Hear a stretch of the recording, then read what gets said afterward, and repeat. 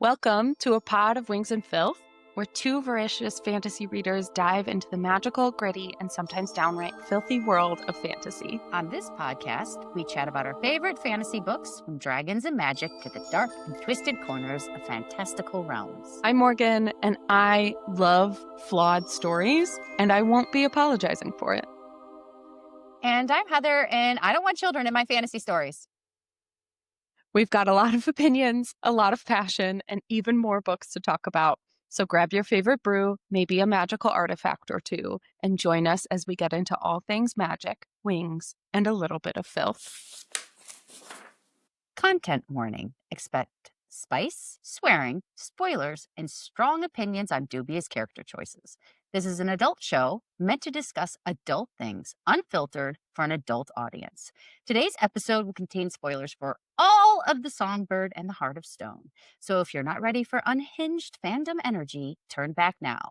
Otherwise, spread your wings, grow your horns, and let's get filthy. Hello, Morgan. Hi, Heather! We are finally here at the end of the Songbird and the Oh Heart my of God. Stone. The shortest chapters for the most emotional impact ever. Oh my gosh, so much happens.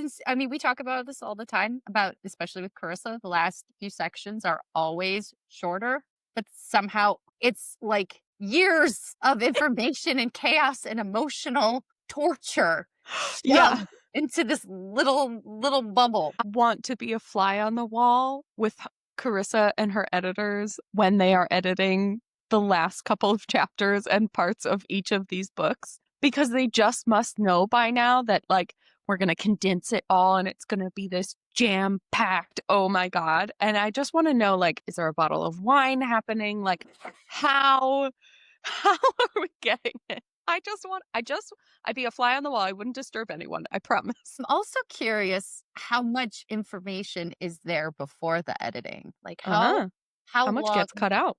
yeah, how much gets cut out? Because this is a consistent thing. They Mhm. are relatively shorter, and they are definitely full of everything. And I love that about it, because Me too. we get the 100 last pages for a lot of fantasy and romantasy authors, and I'm totally down with that. I always feel like we're taking our time. Like there's never any rush in her stories. That's why when I sit down and read her books, I am going to just enjoy and absorb every word on every page and just love it. There's no rush to it. So once you get to the end of these stories, and then all of a sudden it is no longer that mode, you get just compounded by so many different feelings and emotions all at the same time. It's Yeah. crazy. It's so full. It's so full. Like, I just love how much she really, and again, I say packs in, but it doesn't feel dense. No. Like it's just, oh my God. Oh my God. Oh my God. What's happening next? Oh my God. I feel like it's a climax as intended. Like it's not explosive isn't the word, but it almost is. Almost. Yeah. Yeah. It's because it's out of nowhere. It's just we're here now. Like we left things off with like it was a cliffhanger the last episode, guys, if you were here.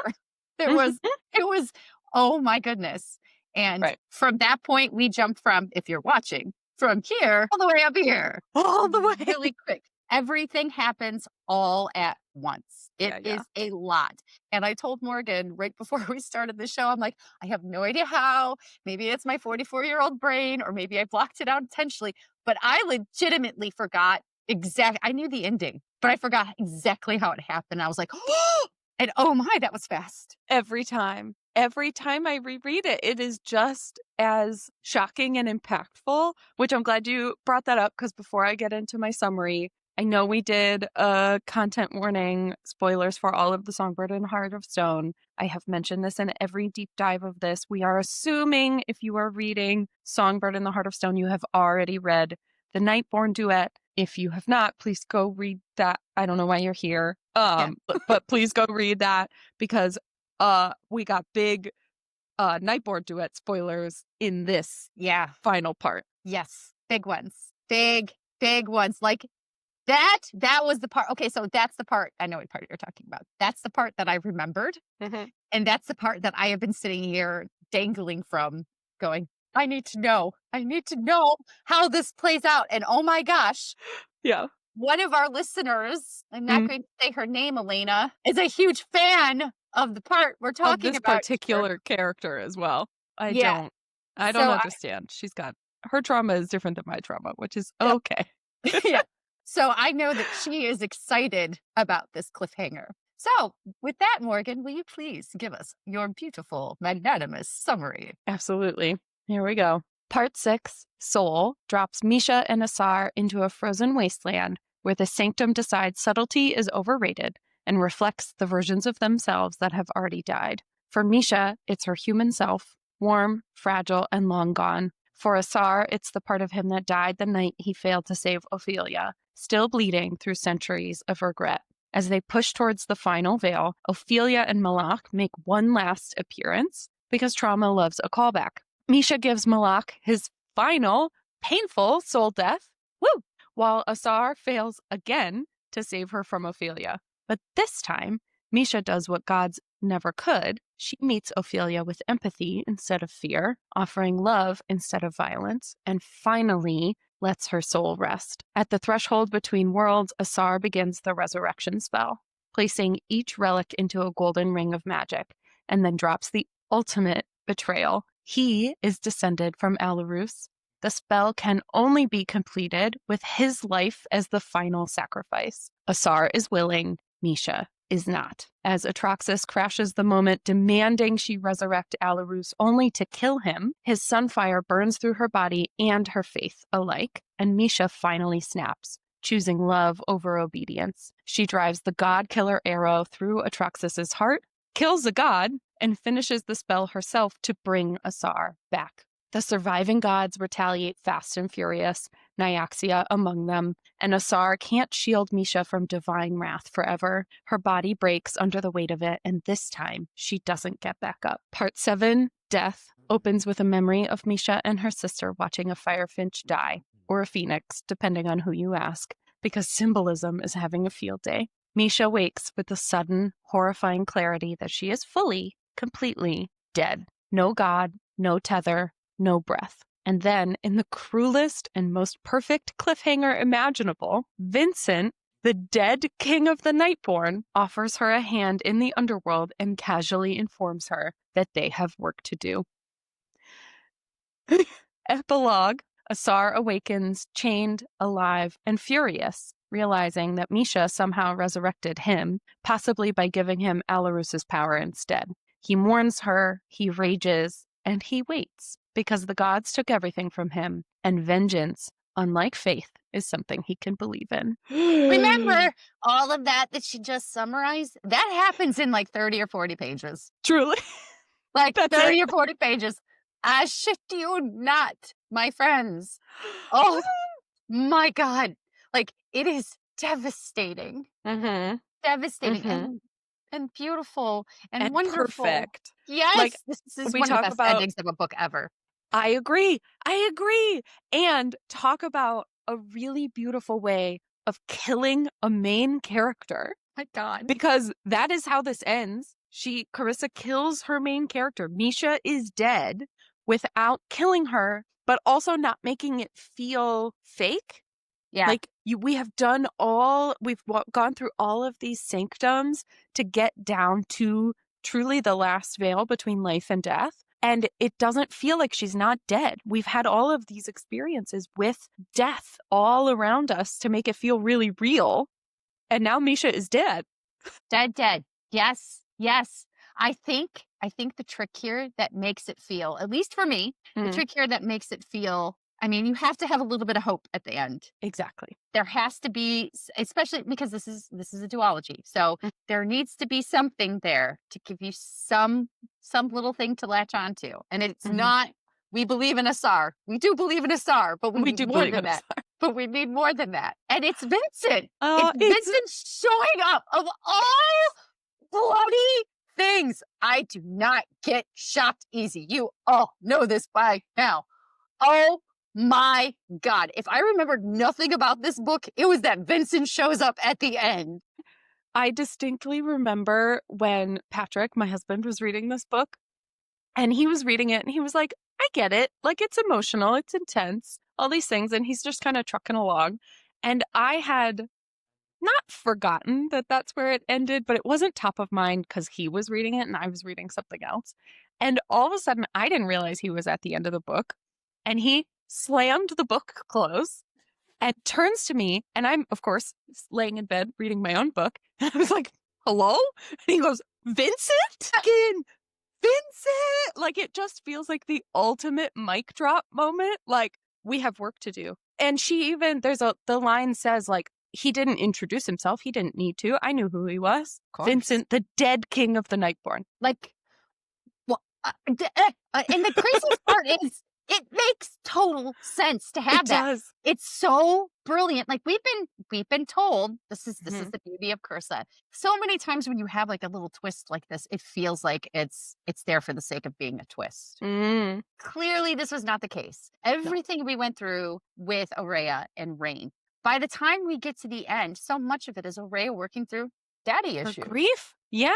Her grief over her dead dad, who was like not a great person. No. And the complexity of that and truly we get to learn about Vincent after he's gone. Yeah. And not from his ghost. I mean, kind of from his ghost, but not really. Yeah. It's not a real ghost, right? Like she has these echoes of him and she's processing through her memories of him. But it's not, he left a secret note behind or he left some magical jigsaw puzzle for you to put together. No, she is processing it, you getting it through her and her emotional journey of it. Yeah. So for him to come back in this moment after we have already grieved him, we have already moved through all of that, and now we've read an entire book from someone else's perspective, for him to come back in that moment, truly mind-blowing. I was like, oh, this is perfect. It's so great. Okay, first let me ask you. How did you feel about him? Do you think it's going to be, are you like rooting for him to like be Team Mische and like do some good? Or do you feel like he's going to do more evil and plan his own resurrection or something? That's a good question. Yes. I think both is my answer. Like, and I have not read The Fallen and the Kiss of Dusk yet. That book is out.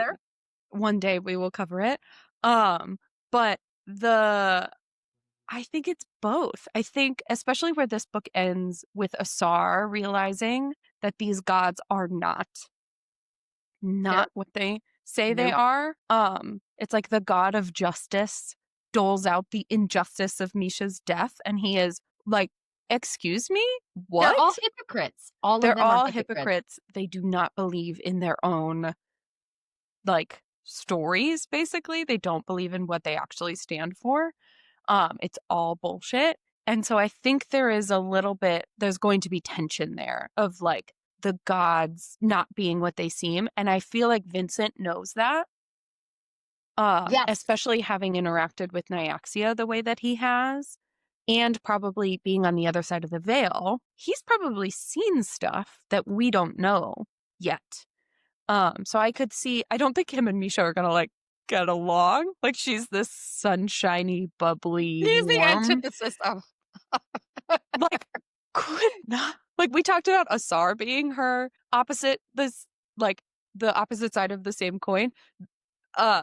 Vincent is not in the picture. Like he's a dollar bill. He is not made of the same things. He is complex and complicated in his own ways. I do believe he loved Aurea, all of that stuff we talked about in our coverage of the first two books, the Nightborn duet. Like, how are these two people going to get along? How are we going to do what? That's what I think is so interesting about this. So this is the part that I love so much. And this is like 2 pages, 3 pages, y'all, too. This is like 3 pages. And it's the most mind-blowing shit. So we get all the gods, and literally all the gods are there. And they all suck. They all suck. They suck. So that gives us the opportunity to be like, oh, the enemy of my enemy is my friend, is the way that I look at this. So Asar now knows, oh, they're all a bunch of rat bastards.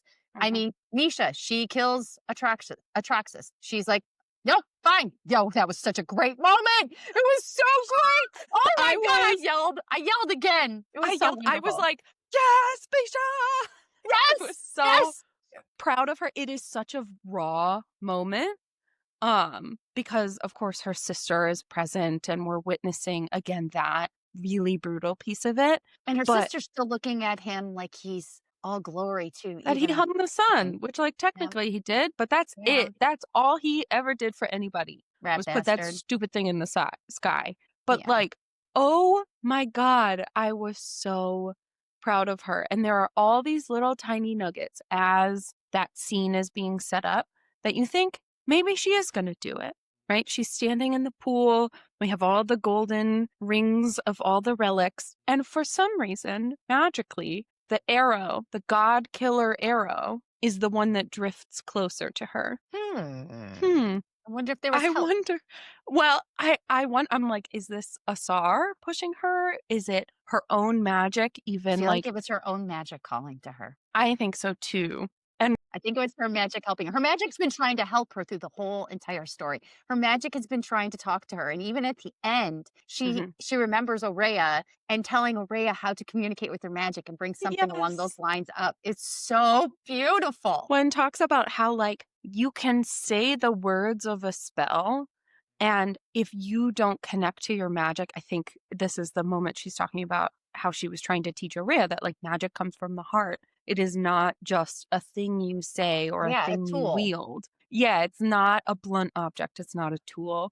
And this was just the most, oh, it was so beautiful. It It was really so was. beautiful. And I'm realizing we got a little bit of ahead of ourselves.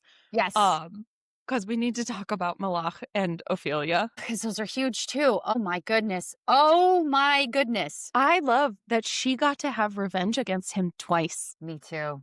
Twice. Me 2 times she got too. to kill him. Like, because again, if you were reading like a typical storyline, you would Mhm. expect that it'd be Asar. You would Exactly. expect Asar to be the one who avenges Ophelia, who avenges himself, who avenges Lucy.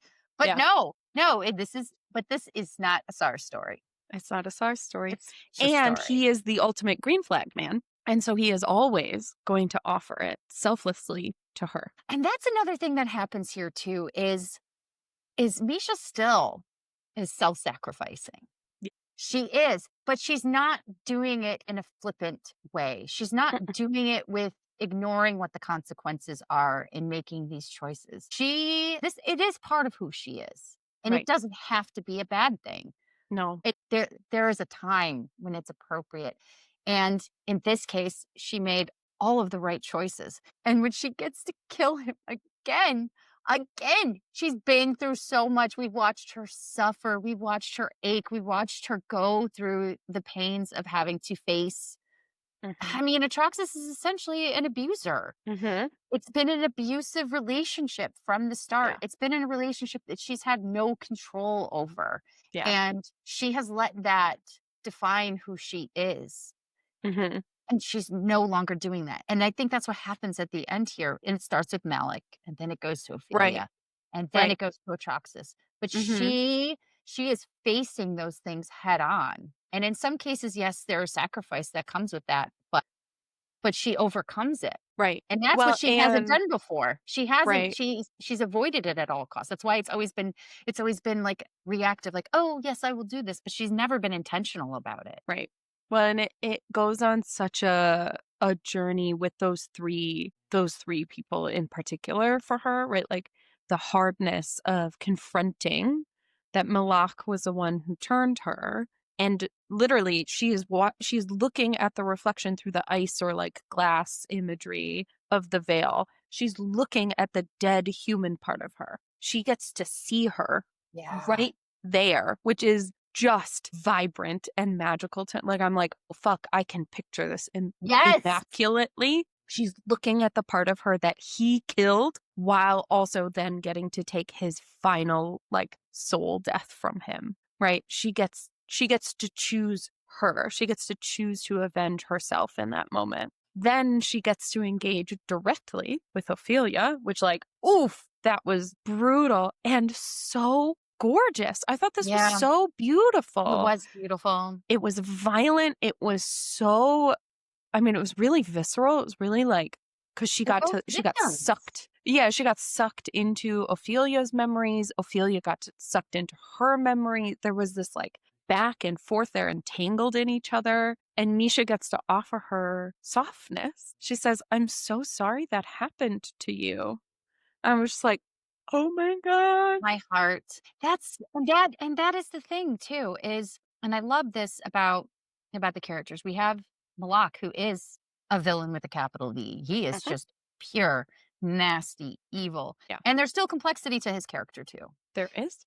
There's Mhm. there's actual real true motivation there. Like we see that when he starts, telling Asar he's a bastard and he's a dog and all the things he is. And you see, like, this is the first time.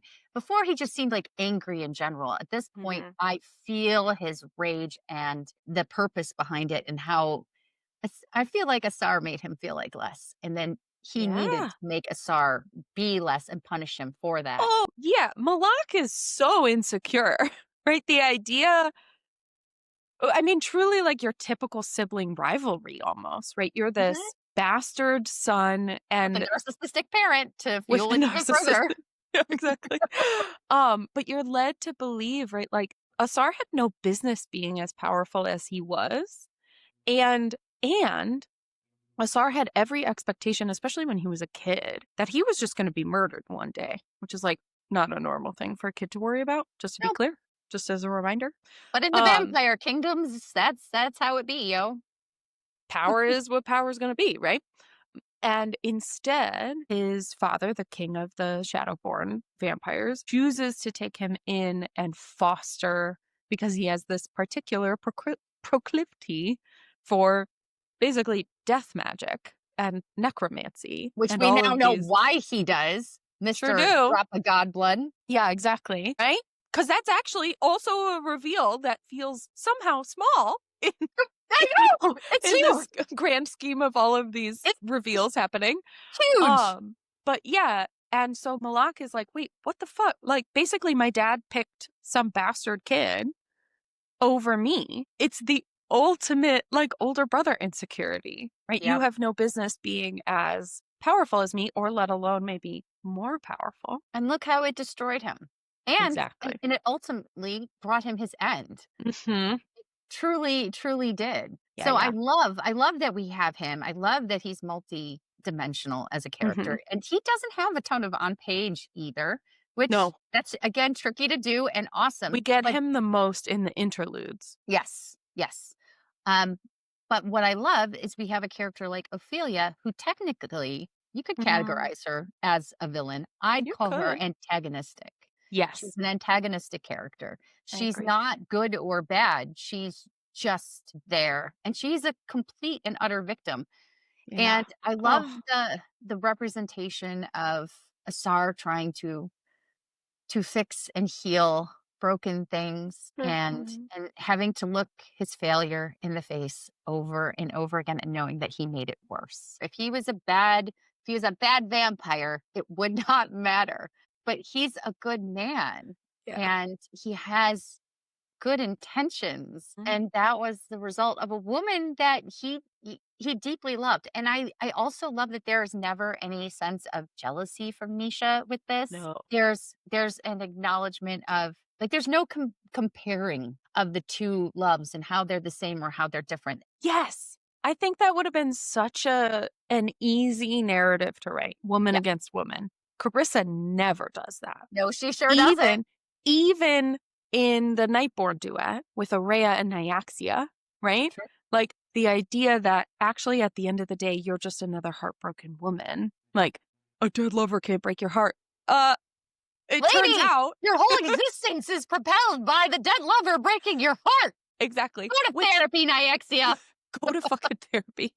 I think all the gods need to go to therapy. Oh, I have another thing about that too. I think, and I don't know if we'll get into it in the next book. I kind of hope we do. But Mm, we've seen it with Nyaxa. We've seen it with a couple of the gods now. Being immortal is not a gift. exactly. Being Yes. immortal is not a gift. It takes away all of the things that makes you who and what you are. They've all turned into monsters. Yeah. Power hungry monsters. They have nothing else. I don't Yeah. even know that Nyaxia still loves Elris. I think she loves the idea of what was. I don't know if she can feel it anymore. She's been Probably feeding off not. of vengeance and rage for so long. Mhm. Who actually knows? But Mhm. they're monsters. And Ophelia is halfway to becoming a monster. Right. She's Because not of the there way yet. she's been stuck though, right? Like, Yeah. and I think that's part of what makes her story so tragic, and so Giving Ophelia a similar. tragic story. I see what you did I there, was gonna Carissa. say, and also pretty like, I'll give Carissa her Shakespeare mad, right? Like, oh, Ophelia goes mad for a lover, right? Like because her love is driving her. Sure, sure, sure.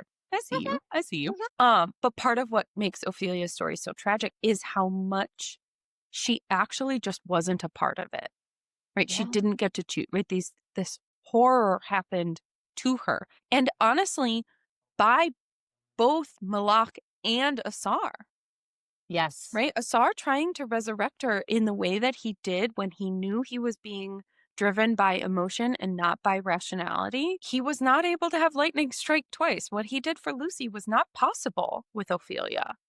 And he tried anyways, and it was devastating. It was so bad. And so, like, in reality, she's sort of trying to haunt him. She's not wrong.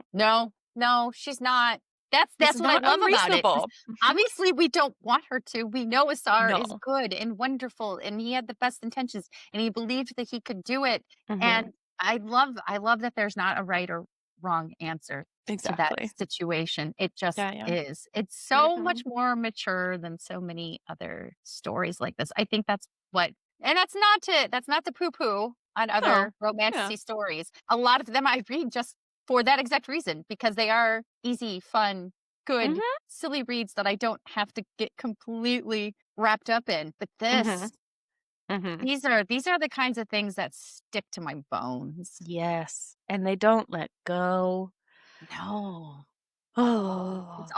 It's about the characters. Oh, that's another thing I really, really love about, particularly when we get to Soul. Mm. So now, Morgan touched on it a little bit at the beginning too, is we are now at a point in the story where we've been through all of these sanctums. We've Mhm. gone through and experienced all of these different levels with our characters. Mm. So we get to Soul and it's so cold It's because so we're cold. so close, and they can feel it's the senses here that she's playing at are so visceral. You literally feel like when you're reading, at least I sure as hell did, that I was on the brink of death with my characters. Like, Yeah. I it shivered. feels, yeah, goosebumps, like, I need another blanket. All 5 senses are working when you're reading these last bits, and part of that is because it was built up to this point in such a Yeah. way that we got wrapped up in every other sanctum. I mean, Mhm. it is fantasy on a level that is just spectacular. It hits every bloody note. Yeah. Well, and I love, to your point there, we've talked before about how I don't necessarily need to know how your magic system works. I just need to know that it does. And I think these two parts, and especially the resurrection spell itself, is one of those moments where we have the contrast of the sanctums are visceral and they are real, but so much of them are that you sort of fill in the blanks of what is created. There's like this outline of imagery and you fill in the visceral feelings of it because she's giving it to you. Whereas with the spell, it's sort of the first time in many, many parts. We really haven't seen it since the last resurrection spell when he resurrected Chandra, where you actually see like magic happening with intent on the page. And it is perfect because I don't need to know how it works. I just need to know No, that it does. And it does, right? it Like does. it is this internal feeling, this heart feeling, and literal representations of spell and gold ring. Like I can picture it. I can imagine the magic happening. Do I need to know what the spell sounded like? No, and I never do. She doesn't say they say these No. magical words. No, but I know that it's happening and I can picture it and I imagine that it's real and it's fantastical and it's amazing. Yes. I Yes. love Well, it so and much. if we had explanations for the how and why and the mechanics of it working, it would take away from all of that emotional impact. Mhm. It's not easy to do, but if you're consistent about it in your storytelling, then it Mhm. works. And in this one, it's like Morgan said, there's like the emotional connection of it. You're like, it's been, I don't know what, a month since I read the 3 through 5. And Mhm. I jumped right into the story. Right. I'm right back there. I feel all of it and I can see everything. And it's like I've opened a door and walked into a different world. And I'm just walking around as a voyeur, seeing what's going on. It's that Mhm. 3 dimensional. And Incredible. yeah, yeah. So you compound that with all of the emotional context that we continue to talk about. And I guess it's experiencing, I mean, it's as close to like a living hallucination, I think, as you can get. Yeah. I mean, the joke on the internet is, "Oh, what do you do for fun?" "Oh, I stare at the corpses of dead trees that have been tattooed with stories and I hallucinate." Yeah, that's what I'm doing, and that's certainly what I'm doing here because I'm Yes. being given this vivid, visceral, real thing to hallucinate. Like it's truly magical and not in a cheesy way at all. No, Which is no. why when she confronts Atraxis, and you go through a whole journey with her and Atraxis, right? Like, first, Atraxis is loving and she feels his affection because he realizes she's about to do it. And he's offering her the things she needs, right? Like, oh, he's the like kind, benevolent God. He's offering her what she needs. And then she doesn't even say, no, I'm not going to do it. He just senses it. And it is truly like a light switch got flipped. And all of a sudden, she is being scalded and burned by his wrath. And it is, I don't know. I think I just loved how fickle and like perfectly fickle it was. Like, Yeah. oh man, you're not even hiding it. No, no, not It's even just close. right there on the page, man. So we are definitely going into this is again, it's Misha's story. Mhm, So we are seeing and experiencing all of this with Misha. And mhm. I love at the end that we see that a lot of these things that have been problematic for her, personality traits, coping mechanisms, that Yeah. she's found a way at the end to use them in a good way, in a way that serves Yeah. her and serves the situation. But I can say some of that with Asar as well. Uh huh. It's it's just we don't see it on the pages in depth because we're getting it from Misha's perspective. Hmm. But he is very different in his personality, but in who he is as a person vampire. He Right. and Misha are very much so the same. Like I love that he had this secret at the end, just as she had her secret. And she kind of knew too, which Yeah. I found to be interesting that it was like, well, if I'm going to keep my secret, like you can keep yours. But then at the to be so devastated. I'm like, y'all knew you were going to betray. Like, she was either going to betray you by killing Alarus in the event that it worked, and you apparently were going to die the whole time. Yes. You self-sacrificing motherfucker. What the Yes. fuck? And after him giving her shit about it through the whole entire thing. And then they fall in love. And that's the part where I'm like, but you can't. They Mhm. couldn't. He tried. He tried not to. He did. He Well, tried and not. I also loved we talked about it a lot in our coverage of the Nightborn duet. We've talked about it a little here and we'll talk about it more now, but the idea of these like mirror moments, these reflective Oh, moments. read my mind. I was just going to bring one up. Let's see if it's the same one I was going to. Right. Probably. And so the epilogue from Asar's perspective is entirely Nyaxia's story, which is also Misha's story, kind of, which is definitely Orea's story, which is definitely Rain's story, right? The idea that I have experienced a pain at the hands of someone else. And again, the like cycles of abuse we could talk about all day long. And at the end of the day, I realized that while you are flawed, you are still doing it. You are still perpetuating that harm, and I must seek vengeance, right? The like heartbroken lover, I will seek vengeance for you. So he is sitting there and he is stewing, knowing he has apparently the power of a god now. Like Asar is actually a god. Yeah. I mean, if we were giving you one of our characters, I'm glad it's Yeah, him. people. Oh, I'm so glad that it's Asar. He deserves some vengeance. And this that's what's like so devastating for him at the end too is yes, he was planning on sacrificing himself. Mm. So he had no intention of having to survive this and No. having to see what happened. He expected Misha to be able to go on and live and also fulfill his Mm. intentions, etc. Blah blah blah. But now he's the one who lives again. Again. He lost Lucy. He lost Ophelia. He thought he was going to lose Misha, and he Yeah. did. and he did. So yeah, now he's got god power, and he is very, very mad. And he's willing to wait to seek it, right? Like the idea that he is Patient and sitting smart. there, Yeah. right? Like he'll play that game. He'll play the game. You have to let me out eventually. Like to some extent, there was like I am now the god of death. Yeah.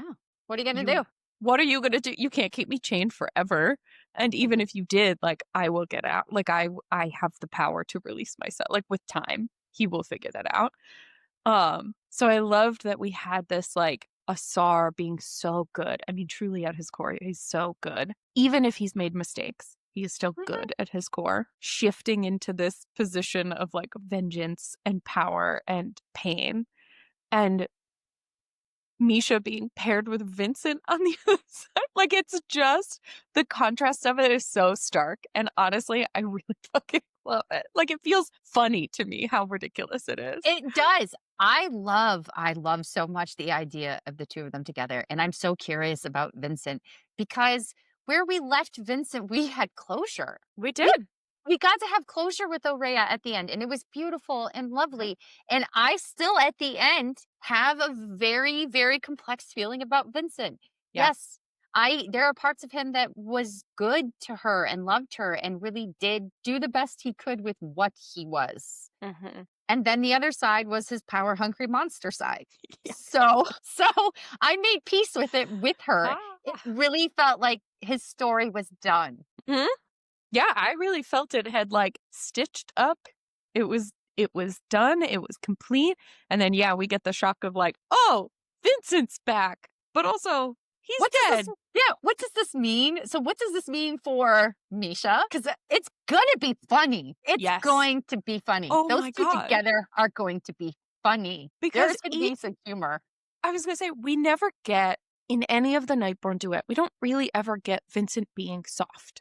We get these like tiny little glimmers of like softening, but we never get soft. Mische is soft in the best way possible. She's soft, she's squishy, she's also strong. It's not to say she's not strong, but she is soft, she's squishy, she is like heartwarming. She is truly the warmest character I've ever read. She's bubbly. She's bubbly and not in an annoying way. In a sincere, just you want her to be around. Like the irony of her being, from Atraxas and the sun god. She is light. She is light. She is sunshine. And like, even truly. and this is one of the most beautiful parts of Songbird, I think, is like her embracing her darkness makes her lighter.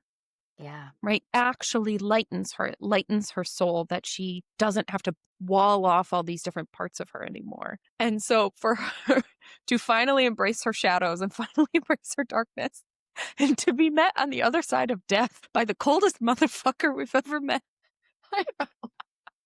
Where are we going? Like it must be a comedy of errors. Like it has to. I would love if the first scene she just walks up to him and punches him in his face and is like, okay, now we'll talk. Now That's we can get Aurea.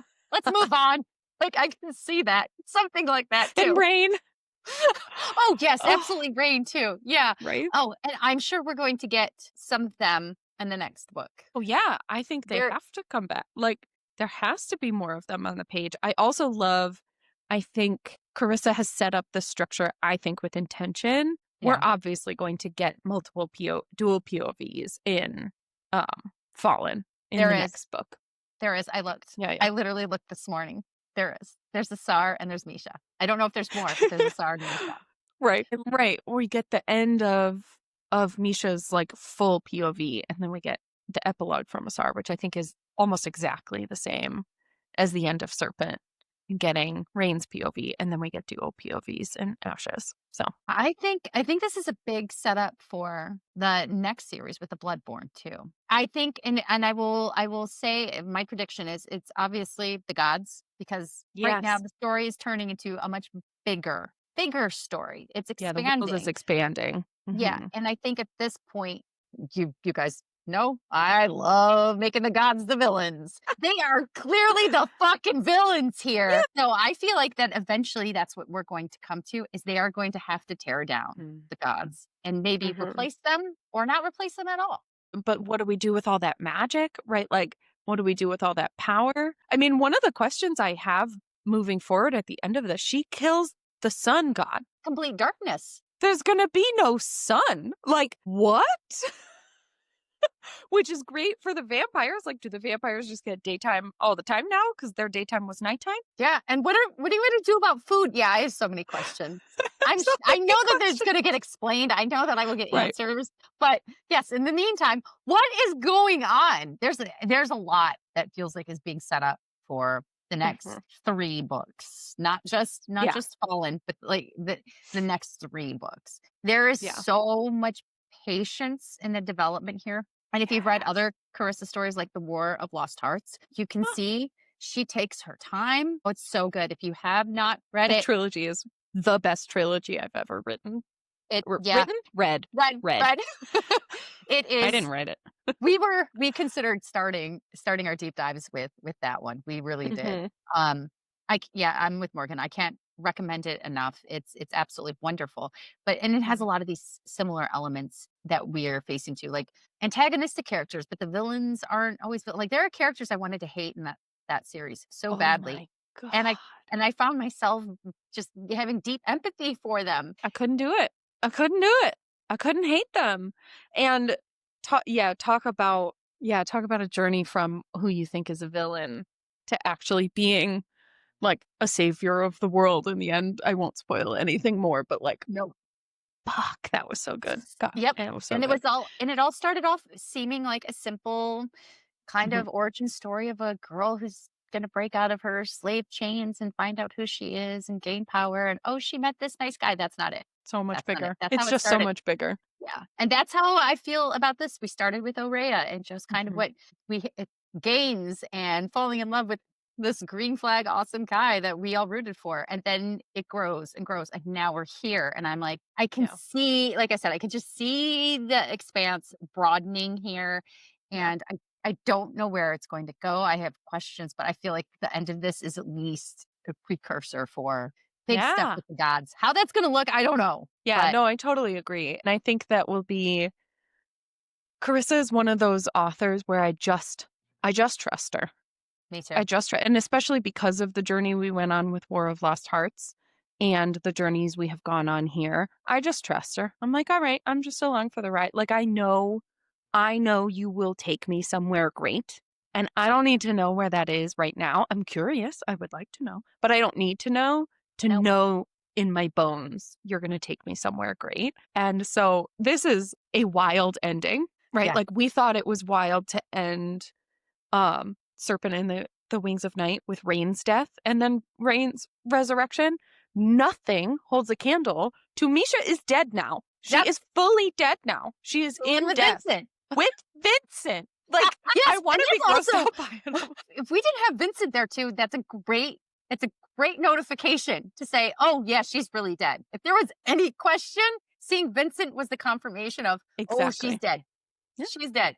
You killed a main character. You killed the main character. The main character. And like obviously, I feel very confident this whole story is about resurrection of death. I understand she won't stay dead forever. But what the fuck? Exactly. And it's still devastation too. It still is. Yeah. But I think it is on a different level. Like a lot of times Mhm. if you have this kind of thing happen, like even when Rain died and that whole sacrifice there was tears and there was, oh my God, I thought he was dead. I thought he was obviously. dead. Yeah, Yeah. we both agreed that he was dead on the page. We didn't know Carissa at that point either. Exactly. But- I know but- now. Yes. And there's still a question. I knew she wasn't gonna Mische isn't going to die, but I didn't feel that here, but it didn't mean because I thought that somebody was dead for a minute. It didn't Right. ruin anything. In fact, I think in a No. way it's even better. Mm. I just love that she is an example of not having to follow some of the more common rules and tropes, and you can make things complex and interesting and still have us hanging on bated breath, waiting for what comes next. Yeah. It's so Yeah. great. It's so Mhm. great. Well, and it's interesting because, with Rain's death and Rain's resurrection, and then now with Misha's death, like capital D death, there are some people who I think would read that and say, like, oh, well, now I just don't trust that you'll actually kill anybody. But I think because of the depth of everything else going on, the world, the magic, the gods, the pain, the suffering. I think it's different. Like, It is. again, I know in my bones, Mische will likely not stay completely dead. But also, it doesn't mean I don't value the fear of death here, Exactly. right?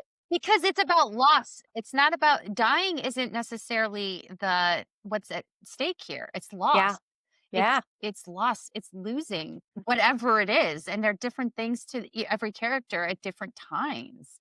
And exactly. it's just different stakes. That's Mm, all. And I have never suffered the way I have in just about anything the way I do with Carissa's characters. So whether mhm, you take them away forever at the end or not isn't really the point. right. It's not at all. I Like agree. Misha being dead right now is not the point. It was Misha's sacrifice. It was Asar's sacrifice.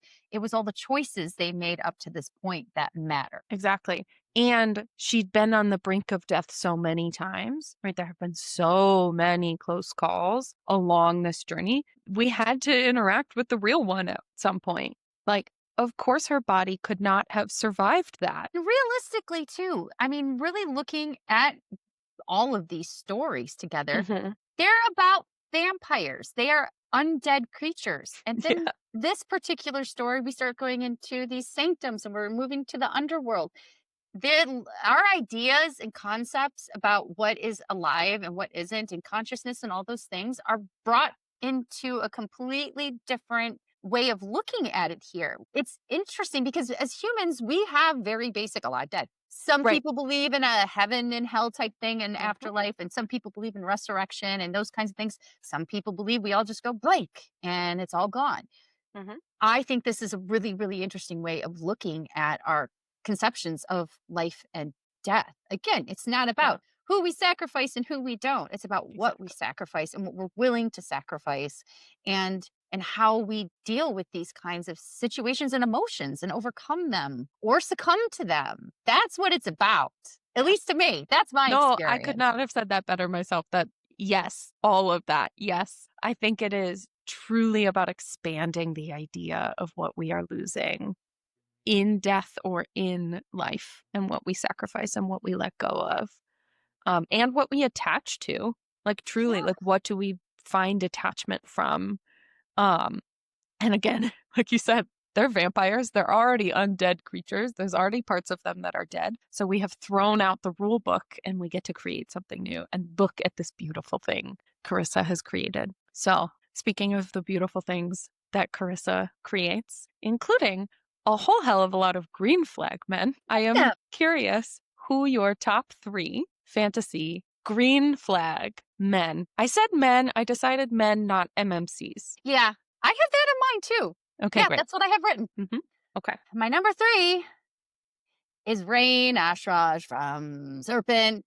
I can't not have a Carissa man on this list. That would be Mhm. crazy. We Mhm. have gone into great depth why Rain is wonderful and we love him. He is, he's not, and I love that he's not like a broody guy either. No. He's charming. He's likable. He's not entirely, you can't see through all of him and you know that there's more there, but he's sincere and he's also a badass. It's a really great example of how you can have your warrior big bad dude who kicks serious ass and he's charming and has all those like kind of some Han Solo vibes, but he's not a rogue and he's not a scoundrel. He's the exact opposite. And I love that about him. He takes Mhm. all of these stereotypes and says, no, we're not doing that. We're going to give him these qualities without giving him all the ugly attached Yeah, because we can still like those qualities and have good stuff. And exactly. that's what I like about Rain. Mhm. My number 2 is Convagor from When the Moon Hatched. I if I'm destroyed in the next book and he is not as perfect and wonderful as he seems, I will be utterly and absolutely devastated. I'll have to take a week off of work and go sleep because he is so great. What I love, I we've said it before, but what I love about him is one, the way he loves her. Yes. The way he loves her. It is so beautiful.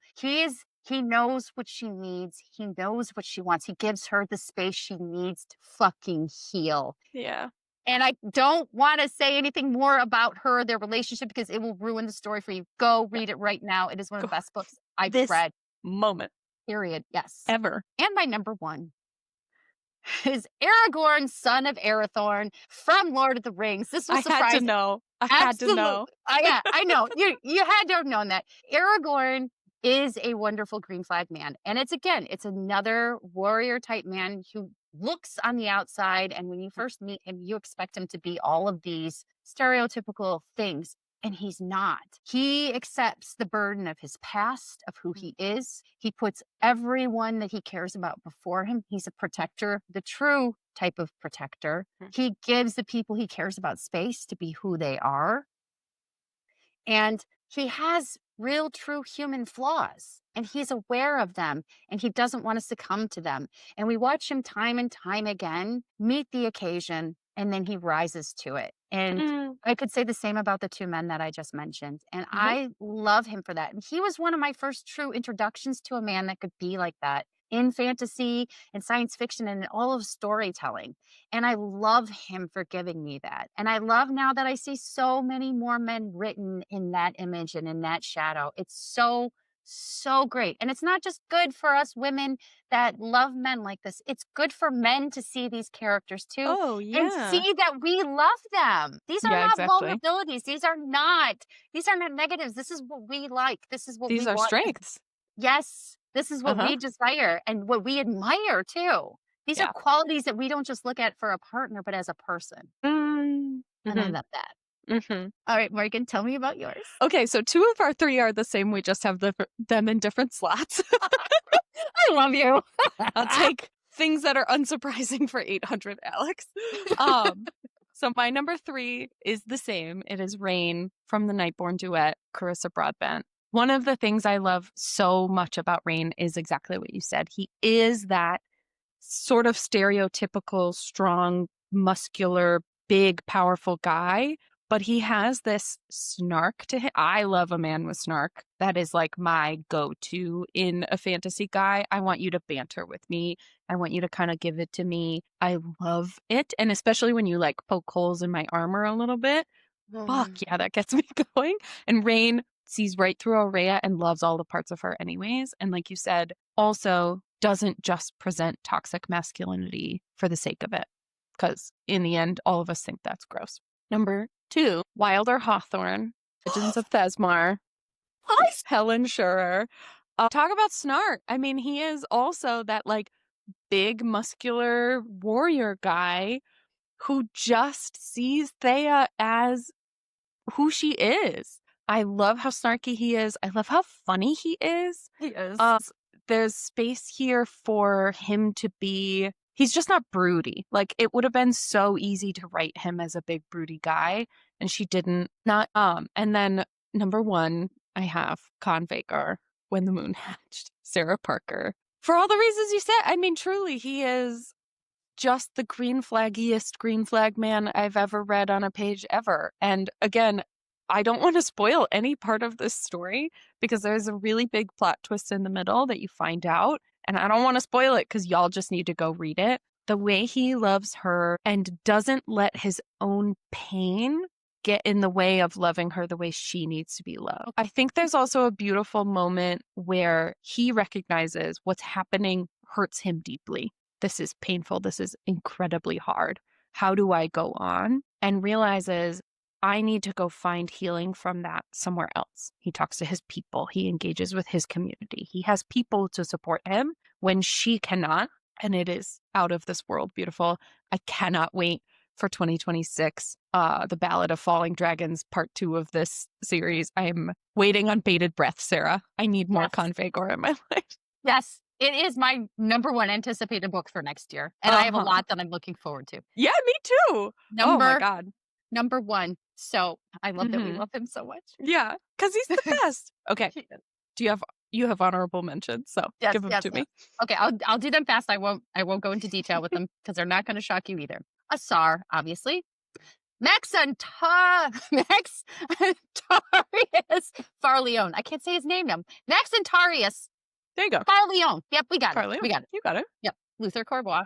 Riddick is a green flag man. I love Riddick is a Riddick. green flag. From the Empyrean series. He's a side guy. He's great. We all love Riddick. We're rooting for him. Nadir and also Nadir from Artifacts of Aranos, and Mhm. Faramir from Lord of the Rings. That's a good list. We actually only have a few overlaps, which I'm Oh, I impressed by. forgot. I forgot one. Sam Okay. Keel from Book of Azrael. That man Oh, has his shit together. He is wonderful, and I love him, and I would fight for him too. He's great. I have not read that series yet. I am shocked, based on what I know, that there are any green flag men in that series. He's a good egg. Darn it. Okay. My honorable mentions, I have Sarkis from Swordheart, T. Kingfisher. That story is just so fucking sweet. Please go read it. I have Kip, Ashes of Thesmar, Helen Shurer, Yes. Son of a Fox. He's so great. One of the best He's side characters ever. Best side character ever. Almost the hardest, almost side character death ever. And I won't say more for fear of spoilers. And also in the Ashes of Thesmar, so the second series, he just gets even better somehow. I don't know how she did that. Then of course I have Asar, Shadowborn Duet, Carissa Broadbent, Luther Corbois, Kindred's Curse Saga, Pencol. I have Elm, Two Twisted Crowns, Rachel Gillig. You just don't see him being the green flag, and he ends up being such a good green flag man. And then I have another Empyrean, and I realize this is a little bit of a hot take, and I don't know that everyone's going to agree with me, but I have Dane, the Empyrean, Rebecca Yarros. Dane is not a green flag in the first book, although if you give him the credit he is due once you know the whole story, you look back on Fourth Wing a little differently. But he wants her to be safe above all else. His love for her is wanting her to be safe. He does so in a way that does not honor her agency and autonomy in book 1. But as we go along, books 2 and 3, Dane Eyes Here becomes more of a green flag man. And his ability to step aside and see that Xaden is right for her and all of these, that he actually does love her, all of these things, I think Dane is a bigger green flag man than a lot of us want to give him credit for. I'm going to agree with you. I think actually, in a way, he's a bigger green flag man than men that started off that way. Yeah. And here's why. Because Dane is an example of a person that can grow, that can learn from his mistakes and see where he was wrong and learn from that and go, oh, that's not who I want to be. And I don't want that. He changes. There are parts of him and like Morgan said, elements that are still there and they were used in not a good way, but they are not necessarily bad qualities. He was using them in a bad way. That's what we call toxic. Exactly. It's not necessarily a bad thing, but what you're doing with the thing is bad. So, yes. And Dane stops doing that. And he also shows humility. He shows an ability to learn and be open to new things. And that's not easy for him either. His growing is very painful.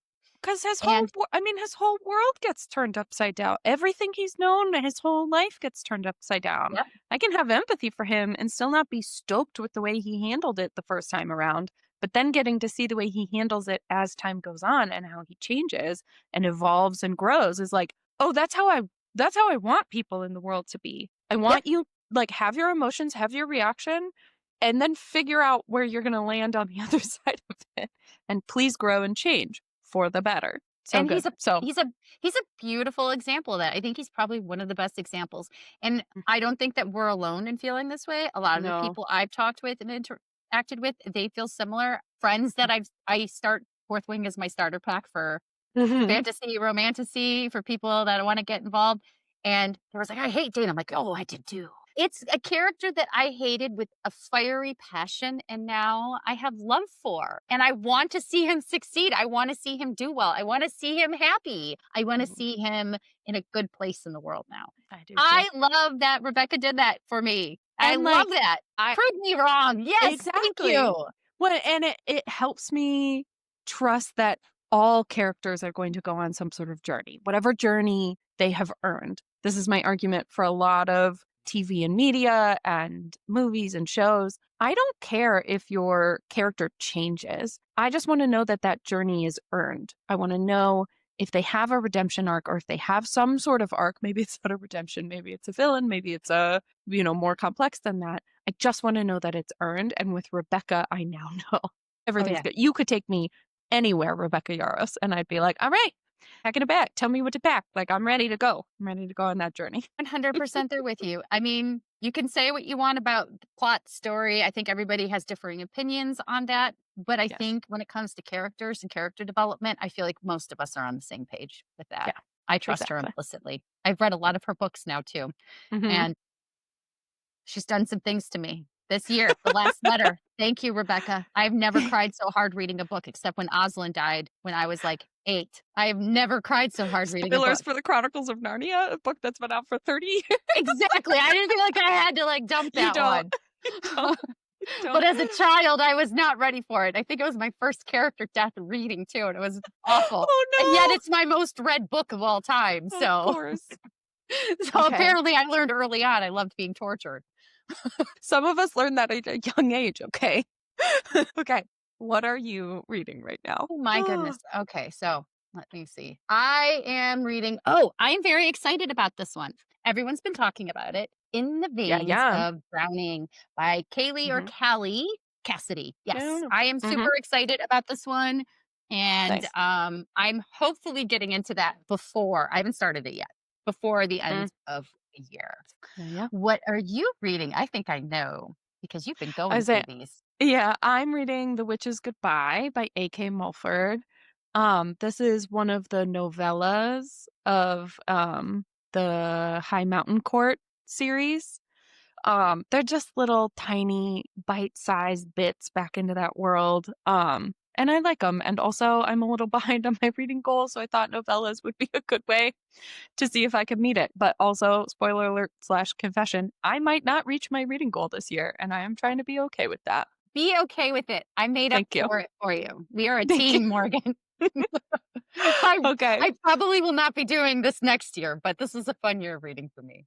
Well, I was gonna say, so that's been a whole journey is like letting go of the the number is the thing. Like, no, I also read some of the best books I've ever read this year. If I don't finish my goal of 80 books, I'm still gonna have read 70 plus, but that's a lot of books. That's okay. That's a lot of It's books. a lot of That's a lot books. of books. We The read an average obscene person does amount. not read Yeah. more than a book a year. Like, it's No. okay. I'm doing It's very okay. clear that the average person is not well read. Before we rant about that for too long, we will be back next time with our favorite books of 2025. And that's been our show. Stay filthy. Your hosts, producers, and audio sources are Heather Baxendale and Morgan DeRocher, who somehow make this show happen with a combination of enthusiasm and emotional damage. Our theme music is Magistar by Kevin MacLeod at incompetech.com. You can find A Pod of Wings and Filth on all major streaming platforms and our home base at Podomatic. Follow us on Instagram, TikTok, and YouTube at A Pod of Wings and Filth for updates and fun content. And don't forget to check show notes for important links. If you're loving the pod, please give us a follow or drop a rating. Your support keeps the magic alive and helps other romantasy fans find us. Whee!